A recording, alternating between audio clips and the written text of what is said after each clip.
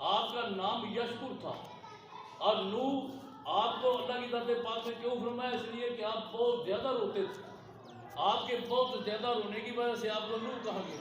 اللہ اور ابراہیم، رحیم کا معنی اب الرحیم، وہ باپ جو اپنی اولاد پر بہت زیادہ مہربان ہو۔ واہ واہ واہ ابراہیم علیہ السلام کیونکہ اپنی اولاد پر بہت زیادہ مہربان ہے، اس لیے اللہ کی ذات پاک کی بارگاہ سے آپ کا نام ہی رکھا گیا ابراہیم۔ واہ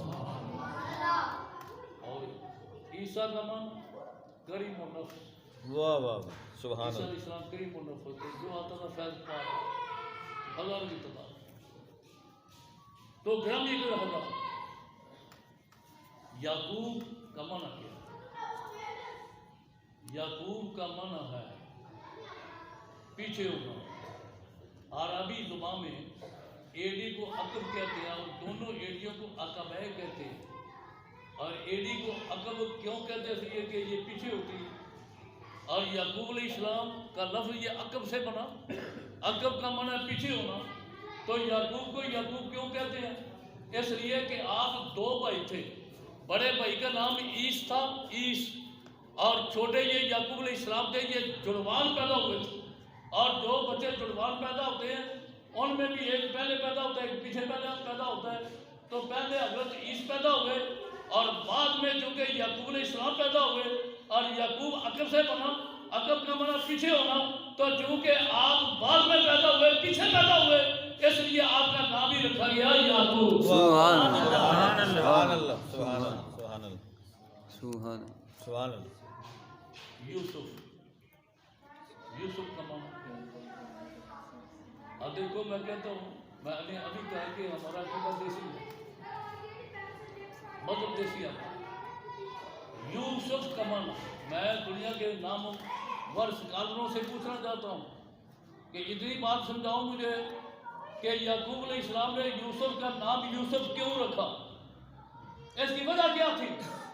اس کا پس منظر، اس کی بیک گراؤنڈ کیا ہے کہ جناب یعقوب علیہ السلام نے اپنے بیٹے، اپنے پتر کا نام یوسف کیوں رکھا؟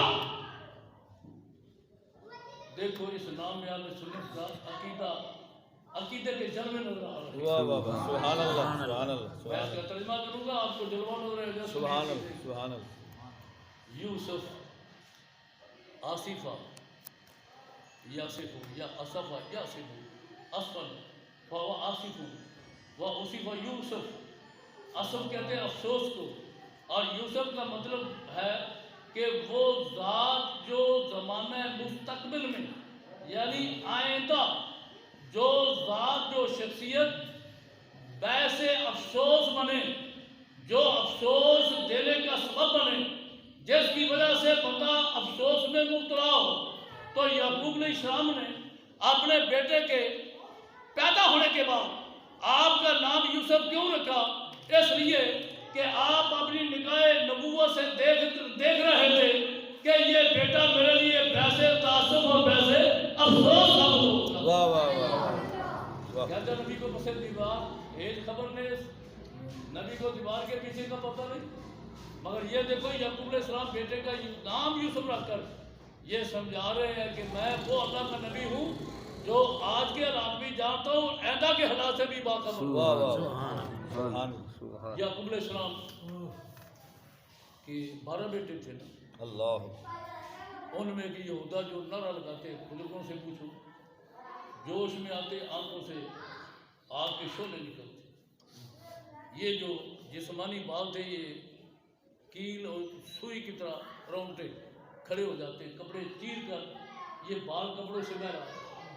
حاملات یعنی وہ عورتیں جن کے ہاں بچہ جنم لینے والا ہوتا، ان کے حمل گر جاتے، پہاڑ اپنی جگہ سے جیسے زلزلہ ہلاتا ہے نا، ایسے ہل جاتے، سرک جاتے اپنی جگہ سے۔ ان میں ایک یہ یہودا تھا، یہ بھائی یوسف علیہ السلام کو لے گئے کنویں پر۔ قرآن نے اس تفصیل کو بیان کیا، کنویں پر لے جا کر رسی ڈالی پاؤں میں، قمیض کو اتارا، رسی کاٹ دی، یوسف علیہ السلام کنویں میں تشریف لے گئے، اور اللہ قرآن میں ارشاد فرماتا ہے کہ رات کو یہ روتے ہوئے واپس آئے۔ اللہ اور کس طرح آئے؟ جاؤ بے دمن کذب، جھوٹا لہو لا کر نہ جاؤ، جھوٹا لہو لگا کر خون، یہ رات کو روتے ہوئے اپنے باپ کے ہاں کنان میں آیا۔ والد گرامی نے پوچھا بیٹا کیا ہوا، کیوں رو رہے؟ جی ابا حضور یوسف کو بھیڑیے نے کھا لیا۔ کیسے؟ جی ہم کھیلتے کھیلتے ذرا دور چلے گئے، بعد میں بھیڑیے نے یوسف علیہ السلام کو کھا لیا۔ اچھا صحیح کہتے ہیں؟ جی بالکل ٹھیک، کوئی نشانی پتا؟ حضرت یہ دیکھیں نا، یہ یوسف کی قمیض ہے۔ تو کیا انہوں نے کیا تھا کہ یوسف علیہ السلام کی قمیض اتار کر واپسی پر بکری کے بچے کو ذبح کر کے اس کا لہو لگا لیا تھا یوسف کی قمیض کے ساتھ۔ بکری کا بچے کا لہو خون یوسف علیہ السلام کی قمیض کے ساتھ لگا لیا ان لوگوں نے۔ تو کہتا ہے دیکھیں نا جی یہ یوسف علیہ السلام کی قمیض پر لہو لگا ہوا ہے۔ اچھا یہ یوسف کی قمیض ہے؟ جی یہ یوسف علیہ السلام کا لہو ہے۔ جی حضور، ابا جی حضور یوسف علیہ السلام کا لہو ہے۔ فرمایا ادھر میری طرف کرو۔ بیٹوں نے قمیص آگے کی، جناب یعقوب علیہ السلام نے سونگا، جب ناک لگا کر سونگا نا تو سونگ کر فرماتے ہو پترو یہ لہو میرے یوسف کا نہیں، اے پترو بیٹو یہ لہو میرے یوسف کا نہیں۔ اچھا پھر یہ کتنا سمجھدار بھیڑیا تھا، کتنا سیانا بھیڑیا تھا، جس نے پہلے یوسف کی قمیض کو اتارا اور قمیض کو اتارنے کے بعد پھر یوسف علیہ السلام کو کھا لیا۔ قمیض سلامت لے کر آئے ہو، بڑا سمجھدار بھیڑیا تھا جس نے پہلے یوسف علیہ السلام کی قمیض کو اتارا ہے۔ اچھا لا سکتے ہو اس بھیڑیے کو پکڑ کر میری بارگاہ میں جس نے میرے یوسف کو کھا لیا؟ جی ابا حضور کیوں؟ شیر جوان ہوتے ہیں، یہ جو شیر جوان ہوتے ہیں نا یہ نہ راہ دیکھتے نہ قرآن دیکھتے، کسی کو پکڑ لیتے، اتنا بڑی دور کی بات ہے۔ یہ شیر جوان نہ راہ دیکھتے نہ قرآن دیکھتے، جہاں جاتے ہیں کسی کو پکڑ لیتے ہیں۔ ان شیر جوانوں نے کہ بیٹیے کو پکڑ لیا، اور یہ بیٹیا کون تھا؟ یہ بیٹیا جس کو پکڑ کر رہا ہے یہ جنگل میں سفر کر رہا تھا اور اس کا خالہ کا بیٹا دوسرے جنگل میں بیمار تھا، اللہ اکبر، مریض تھا، اس کی عیادت بیمار پرسی کے لیے یہ بیٹیا جا رہا تھا۔ انہوں نے پکڑ لیا اور پکڑ کر جناب یعقوب علیہ السلام کے دربارے نبوت میں لے آئے اور آ کر کہنے لگے یا ابانا ھذا ذئب الذی قد اکل ابنہ کا یوسف، ابا حضور یہ ہے بیٹیا مجرم جس نے آپ کے یوسف علیہ السلام کو کھا لیا۔ جناب یعقوب علیہ السلام بیٹیا کی طرف متوجہ ہوئے اور فرمانے لگے یا ذئب انت قد اکلت ابنی و فؤادی یوسف، اے بیٹیے کیا تو نے میرے جگر مند کو میرے دل کے ٹکڑے یوسف کو کھا لیا؟ جب یعقوب علیہ السلام نے یہ فرمایا نا رفع راسہ الی السماء، بیٹیے نے اللہ کے حضور سر آسمان کی طرف اٹھا لیا، آنکھوں سے ہنجو ٹپک آئے۔ بیٹیا دربار نبوت میں آنسو بہانے لگا، ٹپکانے لگا، رو پڑا اور رو کر اللہ کریم کی بارگاہ میں عرض کرتا ہے یا اللہ قوت گویائی کو دے، یا اللہ بولنے کی طاقت بخش، بولنے کی طاقت دے دے۔ کیوں حضرات مسلمانوں بڑے حساس الفاظ ہیں، بیٹیا رو کر اللہ کے حضور عرض کرتا ہے یا اللہ قوت گویائی دے دے، بولنے کی طاقت۔ کیوں؟ اس لیے کہ مجھ پر گستاخ رسول ہونے کا الزام ہے۔ کیا ہی بات، کیا ہی بات، کیا ہی بات۔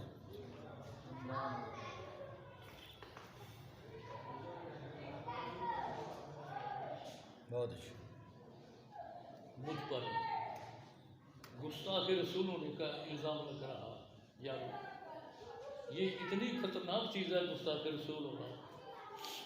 میں پوری ذمہ داری سے کہتا ہوں کائنات بھر کی تاریخ پڑھے آپ کو دنیا کی تاریخ میں کوئی ایک مثال نہیں ملے گی کہ کسی کتے بلے نے، کسی بھیڑیے، کسی جانور نے کسی نبی کی توہین کی، بالکل کوئی مثال نہیں ملے گی۔ کیوں؟ اللہ قرآن میں ارشاد فرماتا ہے واللہ یعصمک من الناس، میں ادھر آتا ہوں یہ بات کرتا ہوں۔ اللہ فرماتا ہے کہ میں نے انبیاء اکرام کو، خاص کر اپنے حبیب کریم علیہ السلام کو، واللہ یعصمک، محبوب کو خطاب ہے، اے پیارے حبیب کریم علیہ السلام تیرا رب تجھے معصوم رکھے گا. اور یہاں لفظ ہے یعصمک. عربی زبان میں گرامر کے مطابق یہ مضارع ہے، دو زمانے اس میں پائے جاتے ہیں، ایک حال دوسرا مستقبل. معنی یہ ہے کہ اے میرے محبوب تیری ظاہری حیات پاک میں بھی تیرا خدا تیری حفاظت کرے گا، اور تیری اگلی حیات پاک یعنی گنبد خضرا میں جو تو میرے محبوب زندگی گزارے گا اس تیری حیات پاک میں بھی تیرا خدا خود حفاظت فرمائے گا. سبحان آسم یاسمو اسمن اسمت الفوا آسم العاصمہ. یہ بات سننے کے دوران کیونکہ میں درس قرآن دے رہا ہوں، تقریر نہیں کر رہا، جب سنا العاصمہ اس باڑ کو کہتے ہیں عربی میں. وہ باڑ ادو باڑ پنجابی میں نا باڑ کھیت کے گرد یا باغ کے گرد جو باڑ تاروں کی یا درخت کی شاخوں کی ٹہنیوں کی لگائی جاتی ہے اس کو باڑ کہتے ہیں نا. عربی میں اس کو کہتے ہیں العاصمہ. العاصمہ العاصمہ. گویا یہ باڑ نو ایڈمیشن کا بورڈ ہے. واہ واہ کیوں شاہ جی یہ باڑ کیا ہے؟ نو ایڈمیشن کا بورڈ. اللہ کی ذات پاک نے نو ایڈمیشن کا باغ نبوت کے گرد بورڈ لگا دیا، باڑ لگا. تو کسان باغ کا مالی باغبان کیوں لگاتا ہے باغ؟ اس لیے لگاتا ہے تاکہ مالی کسان زمیندار اس لیے باغ لگاتا ہے تاکہ کوئی کتا بلا کوئی جانور بات کر رہے تو جو بچے شروع کر رہے ہیں کہ کوئی کتا بلا کوئی جانور وجہ یہ ہے کہ وہ چاہتا ہے کہ کوئی کتا بلا کوئی کھوتا کوئی گدھا کوئی جانور اس کے باغ میں اس کے کھیت میں منہ نہ مارے. اللہ کی ذات پاک نے باغ نبوت کے گرد عصمت کی بورڈ لگا دی. کیوں؟ تاکہ کہ دنیا کا کتا بلا کوئی کھوتا کوئی جانور میرے محبوب کے باغ نبوت میں منہ نہ مارے. واہ واہ بہت اچھا. العاصمہ اللہ نے باڑ لگا دی. یا اللہ قوت گویائی دے، بولنے کی طاقت. میں اپنی صفائی بیان کرنا چاہتا ہوں. بیٹیا بول پڑ بول کر پتہ کیا عرض کرتا ہے اللہ کے پیارے آپ کے یوسف کو کھانا تو درکنار. واہ واہ واہ. میں تو بدبخت آج تک یوسف کا چہرہ بھی نہیں دیکھا. کیا ہے بات. اللہ مجھے تو آپ کی زیارت بھی نہیں نصیب ہوئی. کھانا تو لگ رہا. جناب یعقوب علیہ السلام نے فرمایا اچھا تو یہ بتا ان کے قابو کیسے آئے. یہ بات اور یہ بات میں آگے کہتا ہوں. کہتا ہے جی کہ میں نے نہیں کھایا. اور اگلی بات اس سے ملتی ہے. بیڑیے نے کہا کہ اللہ کے نبی یہ شریعت کا مسئلہ نہیں. کیا یہ شریعت کا مسئلہ نہیں؟ کیا